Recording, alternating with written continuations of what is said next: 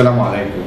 أنا بدعو كل أفراد الشعب الوطني المصري الصميم، بدعوهم إلى الحضور لميدان حدائق القبة يوم الجمعة القادم، جمعة كلنا الجيش المصري 11 مايو، دكتور يسري أبو شادي. علشان خاطر الشباب والرجالة دي اللي دافعت عننا واحنا قاعدين في بيوتنا بنتفرج على التلفزيون، وكل الرجالة دي كانت بتدافع عننا في الوقت اللي كلنا كنا قاعدين فيه في بيوتنا.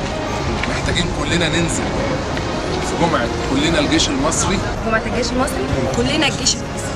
جمعة الجيش المصري. الناس اللي اتعورت دي شباب مصرية مننا واخواتنا، وقطع ايدين اي حد يفكر يمد ايده على اي حد من جيش بلدنا. كلنا الجيش المصري يوم الجمعة ان شاء الله.